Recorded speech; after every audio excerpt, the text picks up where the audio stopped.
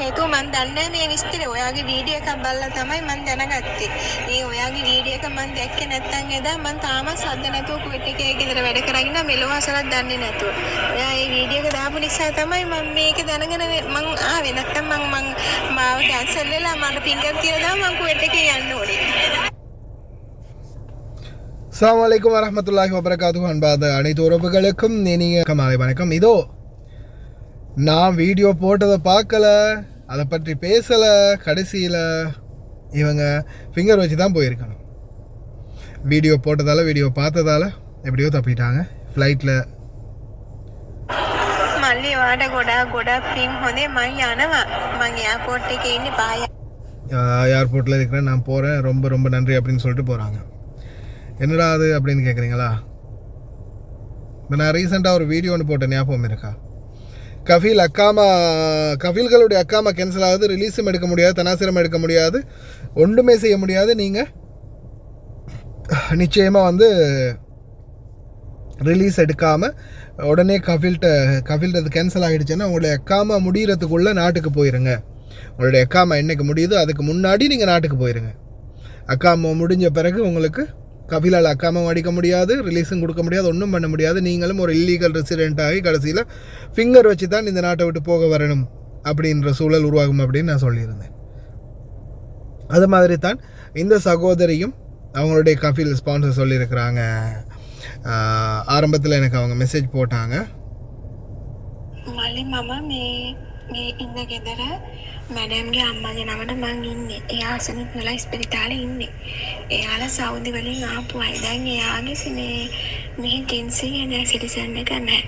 එතකොට මගේ අක්කාම එක ළමයි 11 වෙනි මාසේ 6 වෙනිදා ඉවරයි. මෙයාලා කියනවා නෑ අවුරුදු වුණාට කමන්නේ. ඔයා සද්ද නැතුව අපිත් එක්ක අවුරුදු 4-5ක් ඉන්න. ඊට පස්සේ මේ සෆාරා ජේල් එකට ගිහින් බාර වෙලා සතියක් එහෙ ඉඳලා ඔයාට යන්න පුළුවන්, ප්‍රශ්නයක් එන්නේ නැහැ. එහෙම කියලා වුණාට එහෙම කරන්න බැරි නෑ මල්ලි. ලබන මාස 6 වෙනිදා අකාම වුණාන් පස්සේ මට එළියටවත් බහින්න වෙන්නේ නැහැ. මම නිකන් අර පැනලා ඉන්න ගණේට තමයි අයිති වෙන්නේ නේද? அப்போ தம்பி இப்படி தான் இவங்க சவுதியிலேருந்து வந்தவங்க, இவங்களோட எல்லாமே கிளியர் ஆகிடுச்சு. இப்போ எனக்கு அக்காமா வார 6ஆம் தேதி முடியுது. 6ஆம் தேதி முடியுது, அதாவது நாளைக்கு அக்காமா முடியுது. இன்றைக்கி போயிட்டாங்க நாட்டுக்கு. இவங்க சொல்கிறாங்களா இருக்கும் வரைக்கும் இருங்க, நாங்கள் அப்படி தான் இருக்க போகிறோம். இருந்துட்டு போகும்போது சாஃப்ர் ஜெயிலில் போயிட்டு ஒரு வாரம் ஜெயிலில் இருந்துட்டு போயிடலாம் அப்படின்னு நான் பார்த்தா, நான் உடனே அவங்களுக்கு நான் கொடுத்த பதில் என்ன, ඔයා මේ රටේ නීති අනුකූලව ඉඳලා නීති විරෝධීව ෆින්ගර් තියලා මේ රටෙන් පිටවල් කරන්නේ. ඒ මොන පිසිද ඒගොල්ලන්ගේ කතාව. මේ ඔයාට මම දාන්නම් අපේ ආයිසමිස් කියන නම්බරේ. ඔයාගේ අක්කාම ඉවරෝනාට පස්සේ රට පිස්සුත් දන්නේ. ඔයා මේ රටේ නීති අනුකූලව ඉඳලා නීති විරෝධීව ෆින්ගර් තියලා මේ රටෙන් පිටවල් කරන්නේ. ඒ මොන පිසිද ඒගොල්ලන්ගේ කතාව. இப்போ நானாக தான் சொன்னேன், என்ன பைத்தியக்கார மாதிரி பேசுகிறானுங்க. இந்த சட்ட ரீதியாக அழகாக லீகலாக வந்து இந்த நாட்டில் வேலை செஞ்சுட்டு சட்டவிரோதமாக போகணுமா ஃபிங்கர் வச்சு? நாங்கடா பைத்தியம் விளாட்றீங்களா அப்படின்னு. அதுக்கு பிறகு நீங்கள் அதை லீகலாக அவங்களுக்கு இன்ஃபார்ம் பண்ணுங்கள், எம்பசிக்கும் நானும் இன்ஃபார்ம் பண்ணுறேன். நீங்கள் வந்து சொல்லுங்கள், இல்லை இதுக்கு பிறகு நான் வேலை செய்ய மாட்டேன், அக்காமா முடிஞ்ச அடுத்த செகண்ட் எனக்கு ரிலீஸ் மாற்றி விடுங்க, இல்லைன்னா அக்காமா அடிங்க, அப்படி இல்லையா நாட்டுக்கு அனுப்புங்க, கட் அண்ட் ரைட்டாக அதையே சொல்லுங்கள் அப்படின்னு சொன்ன பிறகு ஒரு மாதிரியாக ட்ரை பண்ணி அந்த சகோதரி இன்றைக்கி நாட்டுக்கு போகிறாங்க.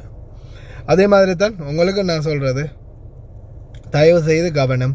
அக்காமா ஏஜென்சியாக கேன்சல் ஆகிடுச்சு, அது பார்த்து செஞ்சு தரேன், போகும்போது அதை நான் பார்த்துக்குவேன், ஏர்போர்ட்டில் அப்படி பண்ணுவேன் இப்படி பண்ணுவேன், எந்த பையில் அடித்தாலும் வேலை இல்லை. எங்கேயுமே வாஸ்தாயில் உங்களுக்கு தெரியும், எவ்வளவு தான் பில்டப் கொடுத்தாலும் கடைசியில் ஃபிங்கர் வச்சு ஜெயிலில் இருந்து தான் போக வரும். அதால் தயவு செய்து எக்காரணத்தை கொண்டும் அவங்க சொல்கிற கதையை நம்பி ஏமாறாதீங்க. யார் என்ன சொன்னாலும் டைரெக்டாக நீங்கள் சொல்லுங்கள், அக்காமா முடிஞ்சால் ஒன்று எனக்கு ரிலீஸை கூட இல்லையா நாட்டுக்கு அனுப்பு, நான் போகிறேன், அது மட்டுமே சொல்லுங்கள். அப்படி இல்லாத பட்சத்தில் கடைசியில் நீங்களும் ஃபிங்கர் வச்சு தான் போக வரும். தயவு செய்து கவனம். இதில் அவங்க பேசின எல்லாத்தையுமே நான் சிங்கள மொழியில் உங்களுக்கு ட்ரான்ஸ்லேட் பண்ணுறேன். சிங்கள மொழியில் நான் இதுதான் நடந்த சம்பவம், சிங்கள மொழியில் இந்த வாய்ஸை நான் ப்ளே பண்ணுறேன். ஃபுல்லாகவே கேளுங்க, கேட்குறவங்க கேளுங்க, இல்லைன்னா ஸ்கிப் பண்ணிக்கோங்க. நான் சொன்ன விஷயத்தை ஞாபகம் வச்சுக்கோங்க. මල්ලි මම මේ ඉන්න ගෙදර මැඩම්ගේ අම්මගේ නමට මං ඉන්නේ. එයා අසනීප වෙලා ඉස්පිරිතාලේ ඉන්නේ. එයාලා සෞදි වලින් ආපු අය. දැන් එයාගේ මෙහි කෙන්සි නෑ සිටිසන් එක නෑ. එතකොට මගේ අකා මේක ළමයි 11 වෙනි මාසේ 6 වෙනිදා ඉවරයි. මෙයාලා කියනවා නෑ අවුරුදු වරුණාට කමන්නේ. ඔයා සාදනට අපිට කවුරු 4-5ක් ඉන්නේ. ඊට පස්සේ මේ සෆාරා ජේල් එකට ගිහින් බාර වෙලා සතියක් ඉඳලා ඔයාට යන්න පුළුවන් ප්‍රශ්නයක් වෙන්නේ නෑ. එහෙම කියලා උනාට එහෙම කරන්න බැරි නම් මල්ලි ළමයි මාසේ 6 වෙනිදා අකා මේ වුණාට පස්සේ මට ඊටවත් බහින්න වෙන්නේ නෑ. මම නිකන් අර පැනලා ඉන්න ගානට තමයි අයිති වෙන්නේ නේ එතකොට.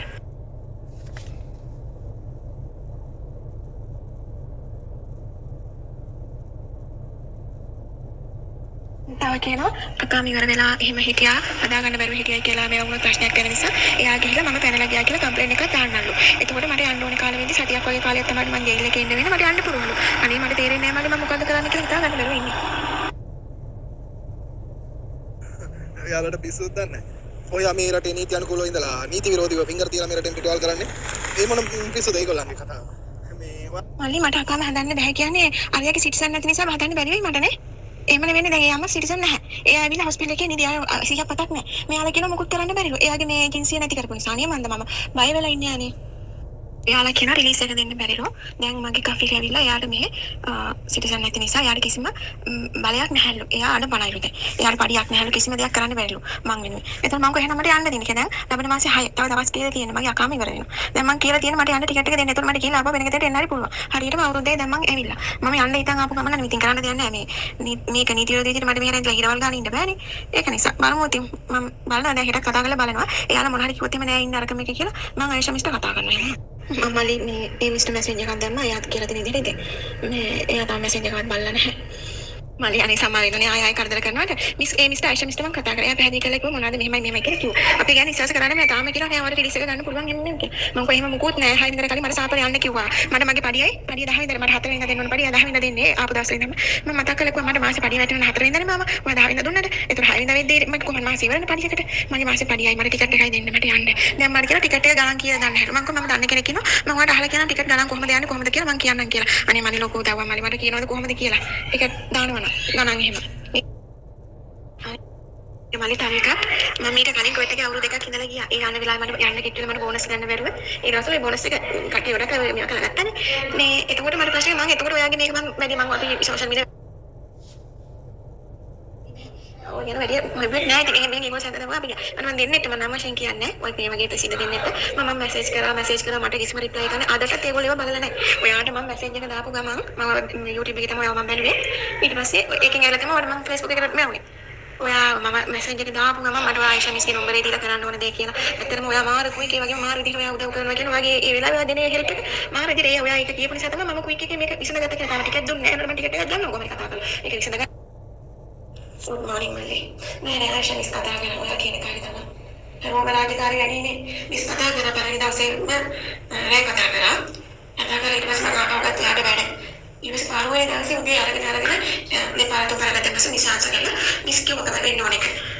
ඉතින් දැන් මෙයාලට මට රිලීස් එක ගන්න බැහැ කියන්නේ. අර යාළුගේ අම්මගේ මේ ඩීටේල්ස් ඔන්ලයින් ගන්න බලපුවම යාළුගේ අම්මගේ කිසිම දෙයක් නෑ ඔක්කොම බ්ලොක් කරලා. ඒතකොට එයාගේ යට තියෙන වැඩකාරී මමනේ මගේවත් කිසිම දෙයක් පෙන්නන්නේ නැහැ. මම එදා සල්ලි දාන්න ගිහිල්ලා මට සල්ලි දාන්න බැරි වුණා කියනකො මගේ අකාමගේ. ඊට පස්සේ මම බෙහෙත් ගන්න ගියා. බෙහෙත් ගන්න ගියාන් පස්සේ එතන චෙක් කරනවානේ චෙක් කළා කොහොම මේක පෙන්නන්නේ නැහැ නේ කිව්වා. ඊට පස්සේ අතින් සල්ලි දීලා තමයි වෙනකොට බෙහෙත් ගන්න උනේ. එදාවත් මට ඔක තේරුනේ නැහැ. ඔයාගේ වීඩියෝ එකක් බලලා ඔයාගේ වීඩියෝ එකක් බලුවම මම එදාට මැසේජ් එක දාපු දවසට මම ඔයාගේ එක වීඩියෝ එකක් බලුවා. මෙහෙම සිටිසන්ෂිප් නැති වෙච්ච අයගේ වැඩ කාරියට මේගොල්ලෝ මෙහෙම වෙනකොට තමයි මම අපේ ගෙදරින් ප්‍රශ්න කරේ. ඊට පස්සේ තමයි මෙයා දැනගෙන සම්පූර්ණ ඉඳලා තියෙන්නේ. මට රිලීස් ගන්න බැරිලු. ඊට පස්සේ මිස් මට කිව්වා අනිවාර්යයෙන් මම යන්න ඕනේ 6 වෙනිදා මට කැන්සල් වෙන්නේ. 6 වෙනිදාට ගිහිල්ලා අනිවාර්යයෙන් 6 වෙනිදා කලින් මෙහෙ පිට වෙන්න ඕනේ කියලා. දැන් ටිකට් දෙනවා කියලා තියෙනවා තාම කතාවක් නැහැ. ඔයා කියන කලින් යාළුවා මට ටිකට් දෙන්න ඕනේ කොහොමද? මේ මම මට ටිකට් එකේ පඩියයි දෙන්න වෙන කිසිම දෙයක් බලාපොරොත්තු වෙන්නේ නැහැ මම කියලා.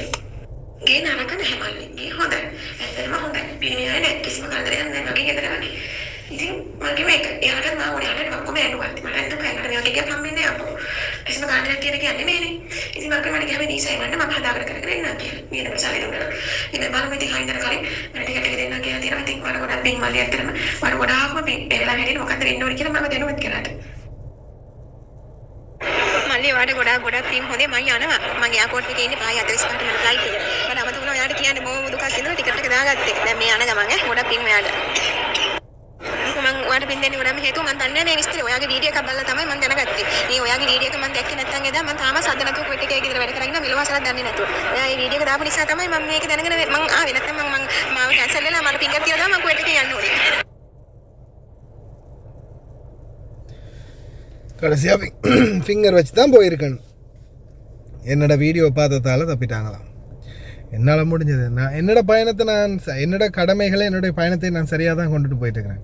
பார்க்காதவங்க இப்போ துர்பாக்கியசாலிகள் இல்லையா? இப்போ பாருங்கள், இந்த சகோதரி பார்க்காம இதை பற்றி யோசிக்காமல் இருந்தால் அவங்களும் சத்தம் இல்லாமல் இருந்திருப்பாங்க. கடைசி வரைக்கும் இப்படியே இருந்து கடைசியில் ஃபிங்கர் வச்சு கடைசியில் இவங்க நாட்டுக்கு போயிருப்பாங்க. சட்ட ரீதியாக வந்தவங்க சட்டவிரோதமாக இருந்த மாதிரி போயிருப்பாங்க. நம்ம வீடியோ பார்த்ததால அவங்களும் தப்பிச்சாங்க. வீடியோ பாருங்கன்றதுக்காக நான் சொல்லலை, போடக்கூடிய நல்ல விடயங்களையாவது கொஞ்சம் உற்று நோக்குங்கன்னு தான் சொல்கிறது. உங்கள் விருப்பம். லயன் எக்ஸ்பிரஸ் கார்கோ நம்பகமான கார்கோ. இதோ நீங்களும் தொடர்பு கொண்டு உங்களுடைய கார்கோ பொருட்களை அனுப்பலாம். 90 93 61 67 தொடர்புக்கான இலக்கம் 66 16 84 14. இன்னும் ஒரு இலக்கம் 55 17 27 47. அதே போல் இன்னும் ஒரு இலக்கம் 50 53 79 39. இன்னும் ஒரு இலக்கம் 99 69 84 94.